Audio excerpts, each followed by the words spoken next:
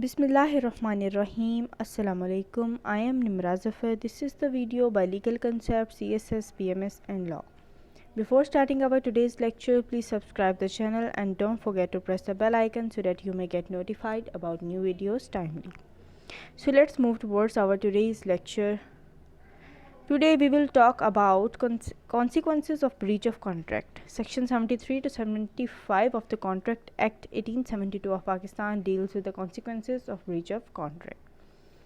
First of all, we will study about the objective of the lecture to know about the consequences of breach of contract. आज हम पढ़ेंगे कि breach of contract क्या होता है और breach of contract होता कैसे.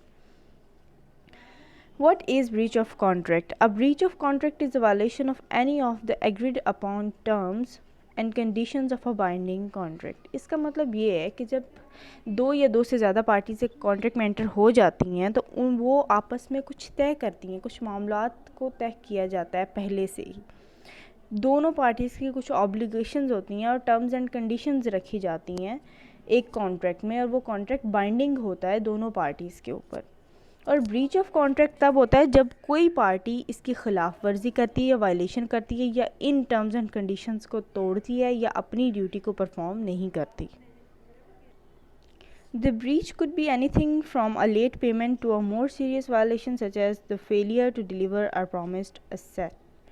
इसका मतलब ये है कि ब्रीच ऑफ कॉन्ट्रैक्ट किसी भी किस्म का हो सकता है. ब्रीच ऑफ कॉन्ट्रैक्ट का सिंपली मतलब ये है कि आप टर्म्स एंड कंडीशंस की वायलेशन कर रहे हो, आप उनकी खिलाफ वर्जी कर रहे हो, आप उनको तोड़ रहे हो. तो ये किसी भी तरह से हो सकता है. अब क्या क्या हो सकता है कि उसमें ब्रीच ऑफ कॉन्ट्रैक्ट ऐसे भी हो सकता है कि दो पार्टीज़ के आपस में कॉन्ट्रैक्ट है और किसी एक पार्टी ने दूसरी पार्टी को कोई पेमेंट करनी है और वो उस पेमेंट के करने में नाकाम हो गया, ये लेट हो गया, तो ये ब्रीच ऑफ कॉन्ट्रैक्ट होगा. इसके अलावा और भी सीरियस वायलेशंस हो सकती हैं, जैसे कि जो कॉन्ट्रैक्ट हुआ था जिन पार्टीज़ के दरमियान, तो उसकी परफॉर्मेंस ही ना करे कोई पार्टी, उसको परफॉर्म ही ना करे, अपनी ऑब्लिगेशंस को सिरे से ही परफॉर्म करने में नाकाम हो जाए, तो इसे हम कहते हैं ब्रीच ऑफ कॉन्ट्रैक्ट.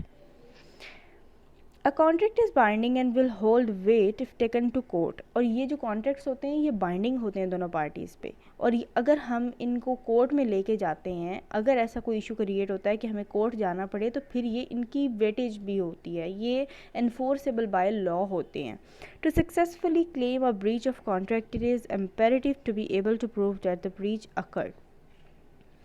आप ब्रीच ऑफ कॉन्ट्रैक्ट के लिए तब क्लेम कर सकते हैं अगर आप के साथ धोखा हुआ है या कोई कॉन्ट्रैक्ट की परफॉर्मेंस नहीं हुई और आप कोर्ट में चले गए हैं. तो इसके लिए बहुत लाजमी बात है, इम्पेरेटिव बात क्या है, वो ये है कि आप इस चीज़ को प्रूव भी करें वहाँ जाके कि ब्रीच ऑफ कॉन्ट्रैक्ट हुआ है. आपको, अगर आप कोर्ट में जा रहे हो तो फिर आप तमाम एविडेंसेस के साथ जाएं. Next is understanding a breach of contract. A breach of contract is when one party breaks the terms of an agreement between two or more parties. वही बात आ गई कि जब दो या दो से ज़्यादा पार्टीज जो हैं कॉन्ट्रैक्ट में होती हैं, उनमें से कोई एक पार्टी जो है उस कॉन्ट्रैक्ट के टर्म्स एंड कंडीशंस को तोड़ता है या ब्रेक करता है, तो उसको हम कह देते हैं कि उसने ब्रीच ऑफ कॉन्ट्रैक्ट किया है. This includes when an obligation that is stated in the contract is not completely completed on time, you are late with our rent payment. इसमें किसी भी किस्म के मामलात हो सकते हैं. रेंट पेमेंट के लिए आप लेट हो गए हो, या आपने जो कॉन्ट्रैक्ट में स्टेटेड होती हैं, जो चीज़ें लिखी गई होती हैं, ड्यूटीज़ दोनों पार्टीज़ की, उन्होंने परफॉर्म करनी होती हैं, और जब वो परफॉर्म नहीं होती या कम्प्लीटली परफॉर्म नहीं होती या वक्त पर परफॉर्म नहीं होती, तो फिर वो ब्रीच ऑफ कॉन्ट्रैक्ट हो जाता है. और when it is not fulfilled at all, a tenant vacates their apartment owning 6 month back rent. कि जिस तरह रेंट के मामलात होते हैं कि आप रेंट पेमेंट के लिए लेट हो जाते हो, या आपने एक डेट फिक्स की होती है कि इस डेट को आप अपना रेंट दोगे और आप नहीं दे पाते या आप सिरे से ही इनकार कर देते हो, तो वो ब्रीच ऑफ कॉन्ट्रैक्ट होता है. Sometimes the process for dealing with a breach of contract is written in the original contract. के कई दफ़ा ऐसे होता है कि पार्टीज़ पहले से ही डिसाइड कर लेती हैं और कॉन्ट्रैक्ट में लिख देती हैं कि अगर ब्रीच ऑफ कॉन्ट्रैक्ट हुआ या कोई पार्टी जो है इसमें गड़बड़ करेगी या ब्रीच ऑफ कॉन्ट्रैक्ट करेगी, तो उसके लिए वो पहले से ही रेमेडीज़ कॉन्ट्रैक्ट में मेंशन कर लेते हैं, पहले ही हर बात हो जाती है। तो बाज़ दफ़ा ऐसे होता है और बाज़ दफ़ा ऐसे भी होता है कि वो नहीं पहले मेंशन करती इस चीज़ को। इसमें एक एग्जांपल देखते हैं। फॉर एग्जांपल, अ कॉन्ट्रैक्ट में state that in the event of late payment the offender must pay $25 fee along with the missed payments. इस एग्जांपल में क्या बात है कि दोनों पार्टीज़ के दरमियान में एक एग्रीमेंट हुआ, ये कॉन्ट्रैक्ट हुआ और उन्होंने ये बात पहले ही तय कर ली कि अगर पेमेंट लेट हुई तो जो ऑफेंडर होगा, मतलब लेट पेमेंट करने वाला बंदा, वो पेमेंट के साथ साथ इजाफी $25 भी पे करेगा। ये थी कंडीशन उन्होंने रखी कि अगर ब्रीच ऑफ कॉन्ट्रैक्ट होता है तो फिर ये होगा। अब यहाँ पे जो ऑफेंडर है वो बाउंड हो जाता है कि अगर वो लेट पेमेंट करता है तो $25 उसको पे करने पड़ेंगे। If the consequences of the specific violations are not included in the contract, then the parties involved may settle the situation among themselves, which could lead to a new contract adjudication or another type of resolution. कि अगर ऐसे हालात पैदा हो जाएं कि contract में पहले से ही ब्रीच ऑफ कॉन्ट्रैक्ट के बारे में ना लिखा हो, या फिर जैसे हम लोगों ने ऊपर पढ़ा कि दोनों पार्टीज़ पहले डिसाइड ना करें कि अगर ब्रीच ऑफ कॉन्ट्रैक्ट हुआ तो फिर क्या रेमेडी होगी। अगर ऐसी कोई भी बात पहले से कॉन्ट्रैक्ट में मौजूद नहीं थी और कॉन्ट्रैक्ट में ब्रीच ऑफ कॉन्ट्रैक्ट हो गया, किसी पार्टी ने ब्रीच ऑफ कॉन्ट्रैक्ट कर दिया, तब क्या होगा? तब ये होगा कि वो मामले को अपने आपस में सेटल डाउन कर सकते हैं।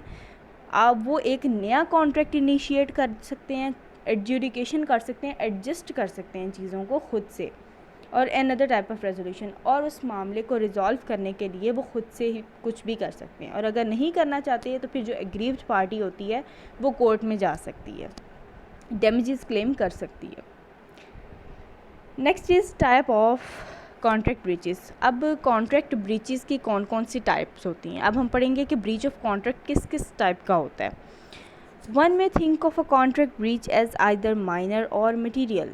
माइनर कॉन्ट्रैक्ट ब्रीच भी हो सकता है और मटीरियल ब्रीच भी हो सकता है। अब माइनर और मटीरियल में क्या फ़र्क है, अब हम ये देखेंगे। A minor breach happens when you don't receive an item or service by the due date. Minor breach उसे कहते हैं जब आपने कोई चीज़ ऑर्डर की थी फॉर एग्ज़ाम्पल, और उसकी जो डिलीवरी है, या आपने किसी चीज़ की सर्विसेज मांगी थी और उसकी जो सर्विस है वो लेट हो गई है, या डिलीवरी आप लोगों के घर पे आई है लेकिन लेट आई है, जो टाइम फिक्स था, जो डेट फिक्स थी, उस पर नहीं आई, तो यहाँ पर ये इसको हम कहेंगे माइनर ब्रीच। माइनर ब्रीच का डायरेक्ट लिंक किसके साथ है? टाइम के साथ। अगर टाइम पे कोई चीज़ परफॉर्म नहीं हुई या परफॉर्मेंस ऑफ द कॉन्ट्रैक्ट नहीं हुआ टाइम पे, तो इसे कहते हैं minor breach. For example, you bring a suit to your tailor to be custom fit. A tailor promises that he will deliver the adjusted garment in time for your important presentation, but in fact he delivers it a day later. कि आपने अपना एक dress दिया Taylor को ताकि वो उसे ठीक कर सके, ठीक है, तो अब वो उसने आपसे ये वादा किया था कि वो आपके घर पे आपका सूट डिलीवर कर देगा, एक डेट बताई उसने, लेकिन उसने ऐसा नहीं किया, उसने उसके एक दिन बाद वो डिलीवर किया। तो यहाँ पे इसको हम कहेंगे कि ये माइनर ब्रीच है। A material breach is when you receive something that is different from what was stated in the agreement. Material breach वो होता है जिसमें आपने जो मटेरियल ऑर्डर किया होता है आपको वो नहीं मिलता। यहाँ पे हम लोग इसकी एग्जांपल देखते हैं। For example, that your firm contracts with a vendor to deliver 200 copies of bound manual for an auto industry conference, but when the boxes arrive at the conference site, they contain gardening brooches instead. कि यहाँ पे ये बात कही है कि उन्होंने मंगवाई कोई चीज़ होती है और आती कोई चीज़ है। जैसे हम लोग यहाँ पर अगर ऑनलाइन शॉपिंग की एग्जांपल लेते हैं, ऑनलाइन शॉपिंग हम लोग करते हैं, हम लोग जो चीज़ डिलीवर करवाते हैं अपने घर पे, जैसी चीज़ हम लोगों ने इंटरनेट पे देखी होती है, अगर वैसी चीज़ हमें घर पर डिलीवर नहीं होती तो इसका मतलब है कि उन्होंने हमारे साथ मटीरियल ब्रीच किया है। कि अगर क्वालिटी वैसी नहीं होती, या चीज़ों की क्वांटिटी उतनी नहीं होती जितनी हम लोगों ने मंगवाई होती है, या चीज़ ही कोई और आ जाती है, तो ये होता है material breach. Further, a breach of contract generally falls under one of the two categories: an actual breach and anticipatory breach. An actual breach when one party refuses to fully perform the terms of the contract. Actual breach कब होता है? Actual breach तब होता है जब एक party सिरे से मना कर देती है कि वो अपनी ऑब्लिगेशंस को परफॉर्म नहीं करेगी, अपनी ड्यूटी को परफॉर्म नहीं करेगी, फुली परफॉर्म नहीं करेगी, ठीक है। तो इसको कहते हैं एक्चुअल ब्रीच। एंड अब एंटीसिपेटरी ब्रीच क्या होता है? एंटीसिपेटरी ब्रीच का मतलब होता है वक्त से पहले, वक्त से पहले। इसमें हम लोग, इसका डायरेक्ट लिंक है बिफोर द टाइम से। An anticipatory breach when a party states in advance that they will not be delivering on the terms of the contract. अब यहाँ पे वो ये बात बता रहे हैं कि जब टाइम से पहले ही पार्टी जो है वो मना कर देगी चीज़ को डिलीवर ना करने के बारे में, तो ये हो जाएगा एंटीसिपेटरी ब्रीच, जिसमें टाइम से पहले ही दूसरी पार्टी जो है वो इनकार कर देती है। Next we will study that legal issues concerning a breach of contract, कि ब्रीच ऑफ कॉन्ट्रैक्ट जब होता है तो फिर लीगली इसका क्या स्टेटस होता है। अब plaintiff, the person who brings a suit to the court claiming that there has been a breach of contract must first establish that a contract existed between the parties. अब यहाँ पर plaintiff वो है जो case court में लेकर जा रहा है, ठीक है। जब प्लेंटिफ, वो बंदा जिसने सूट फाइल की है और वो क्लेम कर रहा है डैमेजेस के लिए, तो सबसे पहले उसके लिए ये बात ज़रूरी है कि वो कोर्ट में ये भी साबित कर सके कि कॉन्ट्रैक्ट एग्जिस्ट करता था हमारे दरमियान, ठीक है, जिसके ख़िलाफ़ उसने केस किया है या सूट फाइल किया है। कोर्ट में वो ये बात पहले प्रूव करेगा कि हमारे दरमियान में कॉन्ट्रैक्ट एग्जिस्ट करता था। कैसे प्रूव करेगा? वो उसका मसला है कि वो रिटन डॉक्यूमेंट अगर उसके पास कोई पड़ा हुआ है जिसे पता चले कि कॉन्ट्रैक्ट एग्जिस्ट करता था, वो कोर्ट में दिखाएगा। The plaintiff also must demonstrate how the defendant, the one against whom a claim or charges brought in a court, fail to meet the requirements of the contract.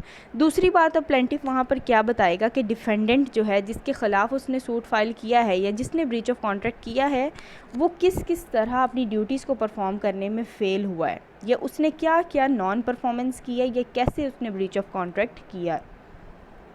Is the contract valid? The simplest way to prove that the contract exists is to have a written document that is signed by both parties. अब court में ये बात भी prove करनी होती है कि आया कि उनका कॉन्ट्रैक्ट जो था वो वैलिड भी था या नहीं। तो इस बात के लिए सिंपलेस्ट वे जो होता है इस बात को प्रूव करने के लिए वो ये होता है कि आपने अगर कॉन्ट्रैक्ट, लिखा हुआ कॉन्ट्रैक्ट किया है, रिटन कॉन्ट्रैक्ट किया है, तो उसका जो सिग्नेचर्स बोथ पार्टीज़ के होते हैं, तो वो डॉक्यूमेंट आप कोर्ट में दिखाते हैं, जिससे पता चलता है कि इनके दरमियान में कॉन्ट्रैक्ट एग्जिस्ट करता था और उसकी टर्म्स एंड कंडीशंस ये थी और ये कॉन्ट्रैक्ट वैलिड था। It's also possible to enforce an oral contract. Oral contract जो दोनों पार्टीज़ के दरमियान में होता है, मतलब लिख पढ़ नहीं हुई होती, जिसको हम कहते हैं ना लिखा हुआ, स्टैम्प पेपर पे एक तो कॉन्ट्रैक्ट होता है, लिखा हुआ कॉन्ट्रैक्ट होता है जिसमें सिग्नेचर्स होते हैं पार्टीज़ के। उससे हट के अगर कोई पार्टी जो है ऑरल कॉन्ट्रैक्ट करती है, जैसे बैठ के एक दूसरे से बातचीत करके आपस में कोई एग्रीमेंट कर लेना, those certain types of agreements still would require a written contract to carry any legal weight. तो ऑरली जो कॉन्ट्रैक्ट होते हैं वो भी एनफोर्सेबल होते हैं, उनको भी पॉसिबल होता है कि आप कोर्ट में जाके एनफोर्स करवा सकें, लेकिन जितनी वर्थ और जितनी स्ट्रेंथ एक रिटन डॉक्यूमेंट की होती है उतनी ऑरल की नहीं होती। ऑरली जो आप चीज़ बाद में कोर्ट में जो आप ऑरल कही हुई चीज़ को प्रूव करना चाह रहे होते हैं वो ज़रा डिफ़िकल्ट होती है, उसके लिए आपको एविडेंसेस लाने पड़ते हैं। लेकिन अगर आप रिटन डॉक्यूमेंट को कोर्ट में दिखाते हैं तो इसका सीधा सीधा मतलब उनको क्लियर कट होता है, इसमें किसी किस्म की कोई एम्बिग्विटी नहीं रह जाती फिर। These kinds of contracts include the sale of good for more than $500, the sale or transfer of land, and contracts that remain in effect for more than 1 year after the date on which the parties signed the agreement. अब इसमें कुछ written documents की example है, जिस तरह कोई आप transfer of land है या फिर सेल ऑफ गुड्स का जो मामलात होते हैं, उनमें जिस तरह पार्टीज़ जो हैं वो एक साइन कर देती हैं एक एग्रीमेंट को, तो वो रिटन एग्रीमेंट बन जाता है, उनका कॉन्ट्रैक्ट हो जाता है और वो वैलिड कॉन्ट्रैक्ट कंसिडर होता है। Courts will review the responsibilities of each party of the contract to determine whether they have fulfilled their obligations। के जब ये मामलात कोर्ट में चले जाते हैं तो फिर कोर्ट की ये रिस्पॉन्सिबिलिटी होती है, कोर्ट जो है अपनी तरफ से ये देखती है कि दोनों पार्टीज़ की क्या क्या ऑब्लिगेशंस थी, क्या क्या उनकी ड्यूटीज़ थी और उन्होंने किस हद तक फुलफ़िल किया है और किस पार्टी ने ब्रीच ऑफ कॉन्ट्रैक्ट किया है। Court also will examine the contract to see if it contains any modifications that could have triggered the alleged breach। या फिर वो कोर्ट ये भी देखती है कि क्या कॉन्ट्रैक्ट में ऐसी कोई मॉडिफिकेशंस या चेंजिंग्स हुई हैं जिसकी वजह से ये नतीजे में ब्रीच ऑफ कॉन्ट्रैक्ट हुआ है। Typically the plaintiff must notify a defendant that they are in breach of contract before advancing to legal proceedings। इसमें ये बात लिखी गई है कि प्लेंटिफ को पहले डिफेंडेंट को इस बात के लिए नोटिस भेजना पड़ेगा या नोटिफाई करना पड़ेगा, उसे बताना पड़ेगा कि आपने ब्रीच ऑफ कॉन्ट्रैक्ट किया है। उससे पहले वो कोर्ट में नहीं जाएगा, और जब वो नोटिफाई कर देगा उसके बाद वो कोर्ट में जाएगा। उसे चाहिए कि वो लीगल प्रोसीडिंग स्टार्ट करने से पहले डिफेंडेंट को उस बारे में आगाह करे कि आपने ब्रीच ऑफ कॉन्ट्रैक्ट किया है। Possible reasons for the breach. The court will assess whether or not there was a legal reason for the breach. अब इस बात में उन्होंने ये बताया हुआ है कि कोर्ट जो है वो इस बात की असेसमेंट भी करेगी, जायज़ा इस बात का लेगी कि क्या ऐसी कोई रीज़न तो नहीं क्रिएट हो गई थी कि जो दूसरी डिफेंडेंट है, दूसरी पार्टी है, उन्होंने ब्रीच ऑफ कॉन्ट्रैक्ट किया। हो सकता है इसके पीछे कोई वैलिड रीज़न हो जिसकी वजह से उन्होंने ऐसे किया। वो रीज़न्स क्या क्या हो सकती हैं ये भी हम पढ़ेंगे। For example, the defendant might claim that the contract was fraudulent because the plaintiff either misrepresented और कंसील्ड मटीरियल फैक्ट्स। अब वो ब्रीच ऑफ कॉन्ट्रैक्ट डिफेंडेंट क्यों कर सकता है, इसकी रीजंस भी हो सकती हैं। जैसे कि डिफेंडेंट ये बात भी कोर्ट में कह सकता है कि जो कॉन्ट्रैक्ट हुआ था, प्लेंटिफ ने मेरे साथ फ्रॉड किया, ये कॉन्ट्रैक्ट जो था ये फ्रॉडुलेंट था। प्लेंटिफ ने जो मटेरियल फैक्ट्स थे वो मुझसे छुपाए, उसने मेरे साथ कंसीलमेंट ऑफ फैक्ट की, मुझे उसने हकीकत से आगाह नहीं किया, जिसकी वजह से मुझे ब्रीच ऑफ कॉन्ट्रैक्ट करना पड़ा। The defendant may alternatively argue that the contract was signed under duress।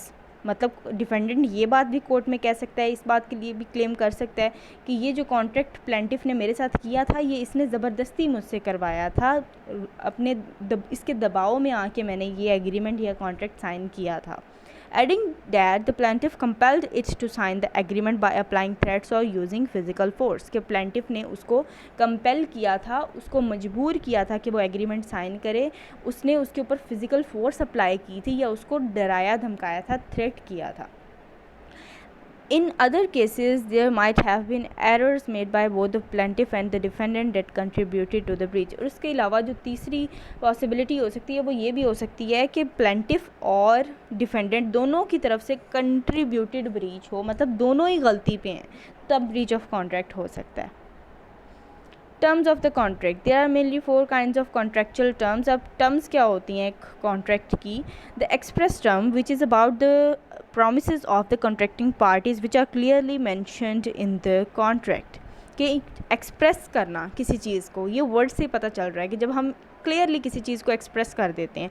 Which is about the promises of contracting parties which are clearly mentioned in the contract. Contract में हर चीज़ जो है वो clearly बता दी जाती है, जो प्रोमिसेस होते हैं, टर्म्स एंड कंडीशंस होती हैं, ऑब्लिगेशंस होती हैं तमाम पार्टीज़ की, वो सब कुछ उस कॉन्ट्रैक्ट में मेंशन होता है। Next is incorporated terms are refer to another instrument. अब यहाँ पर इनकॉर्पोरेटेड टर्म्स का मतलब ये होता है कि जब कुछ टर्म्स एंड कंडीशंस जो हैं वो किसी और कॉन्ट्रैक्ट में मेंशन कर गई हों, या ऑब्लिगेशंस जो हैं वो किसी और अनदर कॉन्ट्रैक्ट में मेंशन कर दी गई हों। Next is consensual tacit terms are basically the terms of consensus of contracting parties but not mentioned in the written form। इसमें ये होता है अब यहाँ पे consensus का मतलब है कि जब आपको पता चल रहा हो कि पार्टी की कंसेंसस ऑफ ओपिनियन हो रही है दोनों में, मतलब दोनों की मीटिंग ऑफ माइंड्स हो रही है, या फिर वो अपनी कंसेंट शो करवाते हैं जब दोनों पार्टीज़, तब जो है ये कॉन्ट्रैक्ट आप कर सकते हो, लेकिन इसको रिटन फॉर्म में करना ज़रूरी नहीं होता। Imputed tacit terms are the intentions of the contracting parties based on assumptions but not part of written contract। ये भी written part जो है contract का नहीं होता, इसमें भी आपको intention से पता चल रहा होता है contracting parties की, जो कि आपकी assumptions पे बेस करता है। आप खुद से assume करते हो कि आया वो contracting parties जो है उनकी intention है contract करने की या फिर नहीं। Remedies available in the case of breach of contract।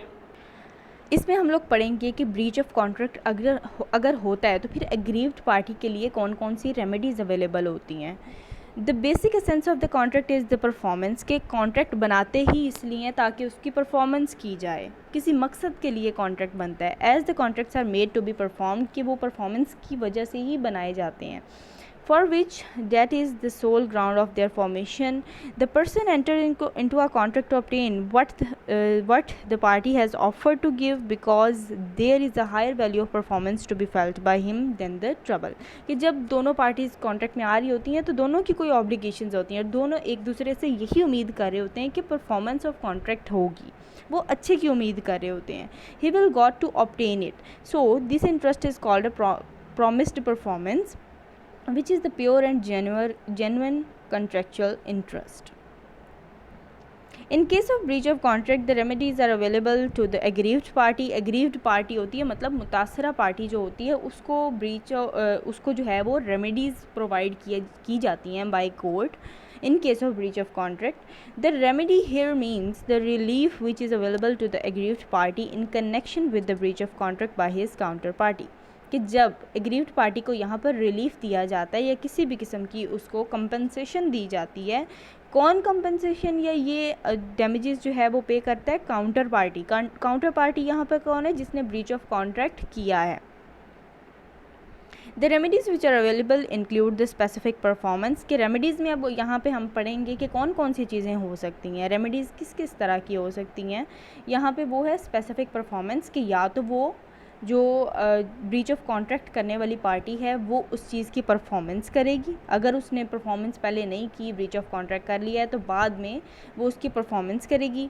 इंजंक्टिव relief, compensatory damages, punitive damages, monetary awards, ये जो तमाम चीज़ें हैं ये सब रिलेटेड टू मनी है कि उनको कंपनसेशन भी दी जा सकती है, मतलब डैमेजेस पे करने पड़ सकते हैं. पिनिटिव डैमेजेस ये होता है कि जब आपको कंपनसेशन के साथ साथ पिनिटिव डैमेज इसलिए पे किए जाते हैं ताकि एक सबक मिल सके उसको एज अ पनिशमेंट. ठीक है, एग्जाम्पलरी डैमेजेस जिसको हम कहते हैं, तो ये पिनिटिव डैमेजेस होते हैं. मॉनेटरी अवार्ड्स भी जो हैं in the form of payment की जाती है. Termination and the award of agreed sum for which all this remedies protect the performance interest. Injunctive relief. अब हम पढ़ेंगे कि इंजंक्टिव रिलीफ क्या होता है. Injunctions and specific performance and award of damages is resulted by the reference to financial loss. कि ये financial loss को कवर करने के लिए और मज़ीद ब्रीच ऑफ कॉन्ट्रैक्ट को होने से रोकने के लिए जो है इंजंक्टिव रिलीफ जो है प्रोवाइड किया जाता है.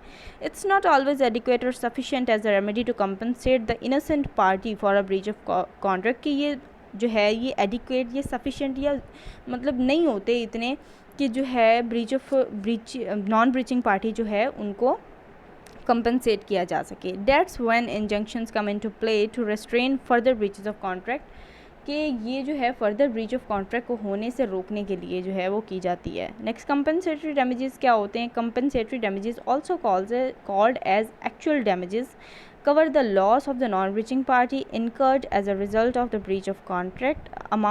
The amount awarded is intended to make good or replace the loss caused by the breach. मतलब लॉस को कवर करने के लिए कंपनसेटरी डैमेजेस होते हैं. कंपनसेटरी डैमेजेस जो होते हैं ये मॉनेटरी मतलब पैसों की फॉर्म में होते हैं या फिर पेमेंट जो है वो करनी पड़ती है ब्रीचिंग पार्टी को नॉन ब्रीचिंग पार्टी की तरफ. Punitive damages also called as exemplary damages are awarded to the punish. ये punishment के लिए होते हैं और make an example of a wrongdoer who has acted willfully, maliciously and fraudulently. इसका मतलब ये है कि ये जो डिफेंडेंट होता है या रॉन्ग डोर होता है, मतलब गलत काम करने वाला जो बंदा है उसको ये एक पनिशमेंट के तौर पे पिनिटिव डैमेजेस पे करने पड़ते हैं ताकि ये एक एग्जांपल बन जाए बाकी लोगों के लिए कि नेक्स्ट कोई भी ऐसा काम ना करे. Punitive damages are awarded in addition to compensatory damages. के पिनिटिव डैमेजेस वो होते हैं जिसमें आपको कंपनसेटरी डैमेजेस तो पे करने पड़ते हैं कि जितना अगले का नुकसान हुआ है वो तो आपको भरना पड़ता है, लेकिन पिनिटिव डैमेजेस जो होते हैं वो इजाफी होते हैं एज अ पनिशमेंट जो उसको देने पड़ते हैं. Punitive damages are rarely awarded for the breach of contract. लेकिन ये रेयरली मतलब कि देने पड़ते हैं, ऐसा हर कॉन्ट्रैक्ट में नहीं होता. This was all about our today's lecture. Thanks for watching the video, and if you like the video then don't forget